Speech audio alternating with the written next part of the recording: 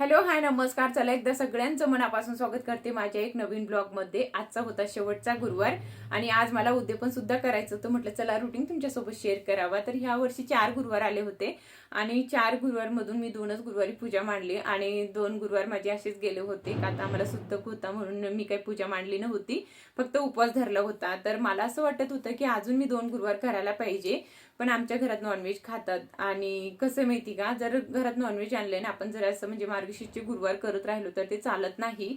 तर माझी मम्मी म्हणते की तू उद्यापन करून घे, त्याच्यानंतर तुला उपवास करायचे तू करू शकते, पण असं करू नको. का तर 1 महिना घरात समजू शकतात की मला उपवास आहे, तुम्ही इतका महिना घरात आणू नका, तर ते मान्य करतात. पण सारखं आपलं चाललं ना तर ते नाही ऐकत. आणि सगळ्याच्या घरात तसंच असेल. आणि मेन माझं लेकरू पण खातोय ना, तर मी तसं नाही करत. आणि मला ना कोणाला असं रोकटोक करणं अजिबात आवडत नाही. तर मी उद्या पण करणार आहे आणि आज सकाळपासून तर संध्याकाळपर्यंत तुमच्यासोबत माझी रुटीन शेअर करणार आहे. हा, एका ताईने मला विचारलं होतं की ताई माझं वॉच टाइम कमी होते, का होते, काय कारण असेल मला सांग. तर कसं असतं ताई, याच्या अगोदर मी याच्याबद्दल बोललेले आहेत. मला आठवलं की मी सांगितलं होतं एका ब्लॉगमध्ये, पण त्या ताईने नाही बघितलं असेल तर मी परत तुम्हाला सांगतेय की आपण जर व्हिडिओ रोज नाही टाकलं तर आपला वॉच टाइम कमी होतोय आणि जर आपण डेली व्हिडिओ टाकत राहिले तर आपला वॉच टाइम वाढतोय. आणि कसं असतं माहिती का, जेव्हा आपण डेली काम करणार नाही ना आपल्या चॅनलवर तर तो वॉच टाइम कमी होतच चालतंय. डेली जर व्हिडिओ टाकले तर वाढते. हप्त्यातून आपण 2 दिवस पण टाकले तरी चालते. असं नाही की आपल्याला रोजच लॉंग व्हिडिओ टाकायचा, आपण डेली शॉर्ट पण टाकले तरी चालतं. मी तसंच करते आणि वॉच टाइम आपलं वाढत राहते. तर हेच कारण असतं ताई, दुसरं काही नाहीये. आणि काल ना मी एक शॉर्ट व्हिडिओ टाकला होता, त्याच्या खाली एका ताईने कमेंट केली होती की स्वतःच्या चॅनलसाठी दुसऱ्याची मदत घेते आणि ही दुसऱ्याला शिकवते.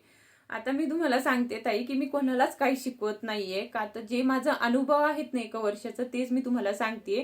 बाकीचं मला कोणाला काही शिकवायचं नाहीये. आणि तुम्ही मला विचारताय ना ताई कमेंटमध्ये की ताई हे कसं आहे, ते कसं आहे, ते काहून होतंय असं, तर त्याचंच मी उत्तर देते. आता मी कमेंटचं रिप्लाय नाही दिलं तर तुम्ही मला बोलतात की ही बाईला जास्त इगो आहे, ही कमेंटचं रिप्लाय करत नाही. आणि जेवढं मला माहिती आहे ना तेवढं मला असं वाटतंय की नाही, आपण रिप्लाय करायला पाहिजे, सांगायला पाहिजे. का तर जे आपल्यासोबत घडतंय ते दुसऱ्यासोबत नाही घडायला पाहिजे. का तर खूप वेळ जातोय, खूप म्हणजे मेहनत लागतीये. बोलायला काही नाही लागत की होऊन जाते असं तसं, पण तसं काही नसतं, खूप जास्त वेळ जातोय. म्हणून जे ताई मला विचारताय ना की ताई हे कशामुळे होते असं तसं, तर मी ते सांगते. फक्त मला दुसरं काही शिकवायचं नाहीये तुम्हाला की यालाच येत नाही दुसऱ्याला शिकवत बसती, तसं काही माझ्या मनात नसतं. तुम्हाला असं का वाटतं काय माहिती. पण मी कधीच असं म्हणजे स्वतःला हे समजत नाही की मला हे येतंय आणि मी तुम्हाला ते शिकवणार. फक्त एवढं आहे की माझा 1 वर्षाचा भरपूर काही अनुभव आहे, त्याच्यामधून जे मी शिकली ना ते मी तुम्हाला सांगतेय. आणि जे ताई विचारताय ना त्याच्यासाठी. तर प्लीज तशी कमेंट करू नका, खूप मनाला लागते. तर चला आता ब्लॉगची सुरुवात करते. भरपूर काही माझ्याशी कामं पडलेली आहेत, तर चला. तरी ते ना माझं आवरून तर सकाळीच झालं होतं. का तर मला माहिती होतं की नंतर आपल्याला भरपूर कामं असतात आणि आपल्याला पटापट सगळं आवरायचं आहे. तर मी अगोदर स्वयंपाक करून घेतलं, त्याच्यानंतर माझं स्वतःचं आवरलं आणि सगळ्या घरात मी लादी पुसणं किंवा सगळे कामं माझे झाले होते. मला इथं ना आता रांगोळी काढायची होती. खूप उशिरा काढते मी, म्हणजे 9 वाजले होते, जास्त उशीर नाही झालं होतं. सकाळचं मी हे कामं करून घेते, पण एखाद्या वेळेस आहे ना म्हणजे जास्त कामं असतात किंवा त्याला उशीर होते ना, तेव्हा मी हे कामं थोडंसं लेट करते. तरी ते ना राजवीर सुद्धा ट्युशनमध्ये गेला होता. तो येईपर्यंत मला बाकीचे राहिलेले कामं आवरायचे होते. आता मी काय केलं, मधली क्लिप घेतलीच नाही. पहिले मी राजवीरला ट्युशनमधून आणलं आणि त्याच्यानंतर त्याचं आवरून दिलं, त्याला जेवायला वाढलं आणि सोडून सुद्धा आले. आणि आता मला मांडायची होती पूजा. का तर मधली क्लिप मी घेतलीच नाही. खूप मोठा ब्लॉग होऊन जाते. त्याच्यापेक्षा म्हटलं जाऊ द्या, रोज मी तेच दाखवते, काहीतरी नवीन पाहिजे की नाही. म्हणून मी ते काही घेतलंच नव्हतं. तर इथे ना लगेच पूजा मांडायची होती. नेहमी मी किचनमध्येच मांडते. एका जागेवरच पूजा मांडायला पाहिजे. पण झालं कसं, आज मला उद्यापन करायचं होतं आणि पूजा समोरच छान वाटते. जेव्हा आपण सुवासिनी बोलवतो तेव्हा म्हणजे समोरच जर पूजा राहिली ना तर खरंच खूप छान वाटतंय. म्हणून मी समोरच आज पूजा मांडणार होते. आणि मधला जो दार आहेत ना तो मी बंद केला होता. का तर तिथंच मला जागा होती पूजा मांडायला. का तर म्हणजे सगळेच कडे मी सामान ठेवलेलं आहे आणि तिथे आपण पूजा नाही मांडू शकत किंवा आपल्याला दिशासुद्धा बघावं लागते, उलटी आहेत का, व्यवस्थित आहेत का, हे सगळं बघूनच आपण सगळं काही करतोय. म्हणून ह्या कोपऱ्यातच व्यवस्थित होतं, म्हणून मी इथंच पूजा मांडणार होते. नाहीतर नेहमी माझं किचनमध्येच असतंय. पण म्हटलं चला आज इकडेच मांडतीये. तर इथे ना एक माझं चौरंग आहे पहिलंच. मी त्याच्यावरच मागं पण पूजा मांडली होती आणि ते कापड वगैरे मी तुम्हाला सांगितलं होतं, की मी मार्केटमधून घेतलेलं आहे. म्हणजे वेल्वेटचा कापड मी घेतलंय. आपलं ते पूजासाठी कापड येतोय ना त्याला साईडनं पूर्ण असं म्हणजे लेस वगैरे लावलेली असते. ते पण मी आणलं होतं. पण ते टिकत नाही. एकदा धुतलं की लगेच खराब होते. त्याच्यापेक्षा आपण जर असं कापड आणलं ना ब्लाउज पीसचं वेल्वेटचं तर खूप दिवस टिकते पण आणि धुतल्याबरोबर निघते. तर मी तसेच एक मीटर आणलं होतं. तर मी त्याच्यातून ना म्हणजे 3 कपडे केलेत. म्हणजे आपण कोणतीही पूजाला म्हणजे मंदिरात असू द्या किंवा डेली यूजसाठी असे मी वेगळे-वेगळे करून घेतले होते आणि हा कापड म्हणजे एखादी महत्त्वाची पूजा असली ना तेव्हाच मी हे करते. नाहीतर बाकीचे जे डेलीचे आहेत ना ते मंदिरामध्येच माझे असतात. आणि एखाद्या वेळेसच हा कापड मी घेतीये. तर इथे ना लगेच मी पूजा मांडायला सुरुवात केली होती आणि माझ्याकडं ना महालक्ष्मीचा फोटो नाहीयेत. आता मी काय केलं होतं, जेव्हा मी दिवाळीची पूजा मी गावी केली होती ना, तेव्हा गावाकडं नेलं होतं. मग इथं कुठं राहिलं माझ्याकडे आणि तिथून परत आणणं बोलले तर मला चांगलं वाटत नव्हतं, की का तर तिथे पण माझे सासरे दिवा लावतात किंवा पूजा वगैरे तर नाही होत, पण रोजचं त्याचा दिवा असतो देवाला आणि ते माझ्या घरात लावतात. तर मला वाटलं की इथंच ठेवायला पाहिजे. आपल्याला कधी पण म्हणजे काम पडतंय किंवा कधी पण आपण इथं आलो की पूजा पण करतोय म्हणून मी तिथंच ठेवलंय. आणि मला ना आत्ताच आठवलं म्हणजे गावाकडचं नाव घेतलं तेव्हा, की एका ताईनं विचारलं होतं, की "तू इथं राहतेस, तर सासूबाई नाही, तर मग सासऱ्याला जेवण कोण घालतंय?" गावाकडे ना माझी जाऊबाई राहते, माझे दीर राहतात आणि मग त्याच्यासोबत ते राहतात. आता त्याला इकडे करमत नाही आमच्यासोबत. ते आले होते 1-2 वेळेस, पण त्याला जमत नाही म्हणून ते गावाकडेच राहतात. आणि कसं गावाकडच्या लोकांना गावाकडच आवडते किंवा मला सुद्धा मी पण गावाकडचीच आहे. मला तर गावाकडं खूप छान वाटते. इकडे आले की थोडंसं असं बोर सारखं वाटतंय, पण आपल्याला राहावंच लागते. तर माझे सासरे माझ्या दीरासोबत राहतात. जे तुमचं म्हणजे प्रश्न होता त्याचं उत्तर तुम्हाला भेटलं असेल.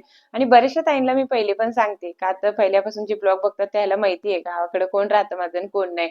तर तुम्ही म्हणतात ना जाऊबाई दाखवत नाही असं तसं तर मी म्हणजे ज्याची इच्छा राहिली ना त्यालाच ब्लॉगमध्ये घेते आणि त्याला माहिती आहे की नाही मला ते माहितीच नाही. का तर मी एवढं काही त्याच्याशी म्हणजे असं सांगत नाही किंवा ते मला सांगत नाही की मी तुझे ब्लॉग बघते असं तसं काहीच नाही. म्हणून आम्ही कधी विशेष काढला नाही म्हणून मी त्याला कधीच ब्लॉगमध्ये घेत नाही.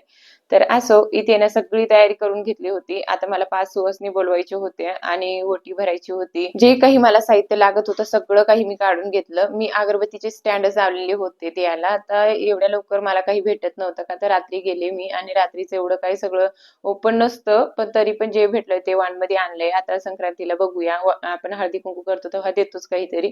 तरी ते सगळं काही मी आणून ठेवलं समोर. जे काही मला लागत होतं ते का तर म्हणजे सगळे आल्यावर घाई नको व्हायला म्हणून आणि मी ना त्याला क्लिपमध्ये घेतलं नाही बरं का. सगळ्या ताई आल्या होत्या. का नाही घेतलं पुढे तुम्हाला ते पण मी सांगते. तर कसं असतं माहिती का, जिथे मी राहते ना, तिथे मी जे ब्लॉग वगैरे बनवते ना, तर त्याला असं वाटतं की मी उगाच काहीतरी करतीये.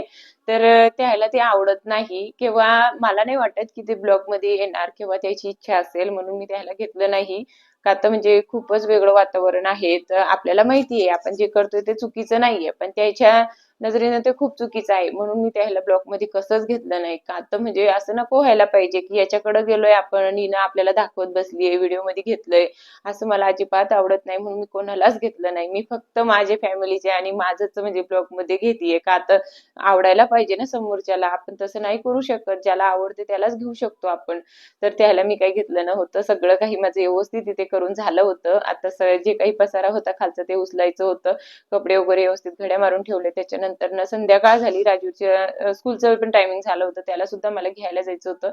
आणि तिथून त्याला स्केटिंग क्लासेससाठी पण मला सोडायचं होतं म्हणून त्याची बॅग घेतली, दरवाजा वगैरे बंद केला आणि पटकन निघाले. त्याला सोडून दिले. त्याचे पप्पा सुद्धा तिथं आले होते. थोडंसं ते उशिरा येतात, नाहीतर मग तेच घेऊन जातात जास्त करून. आणि तिथं गेल्यावर त्याला एकदा सोडलं की मग टेन्शन राहत नाही. पण स्केट त्याला घालून द्यावं लागते. ती किट असते ना, त्याला एकट्याला जमत नाही. त्याला व्यवस्थित घालून दिली. त्याच्यानंतर मी घरी आले. आणि मग राहिले आता भरपूर मोठे माझे घरातले कामं आणि त्याची बॅग वगैरे सुद्धा मी घेऊन आली होते स्कूलची आणि आता मला कथा सुद्धा वाचायची होती. आता तुम्ही म्हणणार की उद्या पण करून घेतलं आणि संध्याकाळची कथा वाचते. तर झालं कसं दुपारचं ना मला ते काम करून घ्यायचं होतं. मला माहिती होतं की मला रिटर्न यायला 8 वाजून जातात आणि 8च्या नंतर सगळे जेवण वगैरे बनवतात सगळ्या ताईंना आणि माझ्याकडे कोण येणार म्हणून मी दुपारचं करून घेतलं होतं आणि संध्याकाळची मी आता कथा वाचते.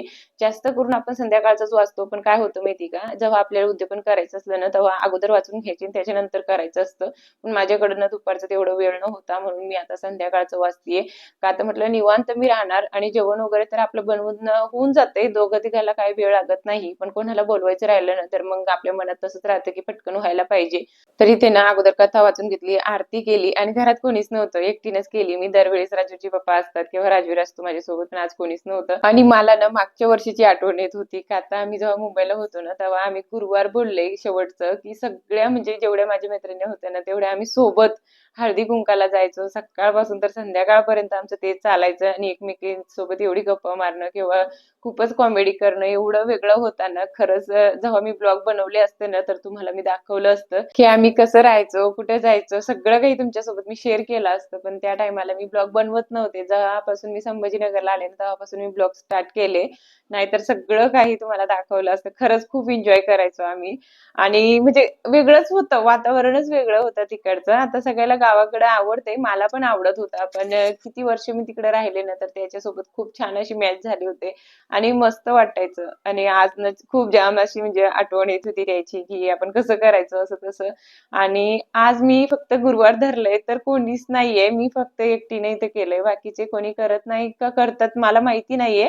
पण एका ताईनंच केलं होतं. बाकीचं कोणाचंच मी सांगू शकत नाहीये. पण खरंच वेगळंच होता. सगळ्या ताईन करायचे तिथे म्हणजे जेवढे माझे फ्रेंड होते ना तेवढे. तरी ते ना माझा स्वयंपाक बनवून झालं. मी साधं जेवण बनवलं होतं. जास्त गोडधोड आम्हाला आवडत नाही. पण गाजरचा हलवा मी बनवलं होतं नैवेद्यासाठी.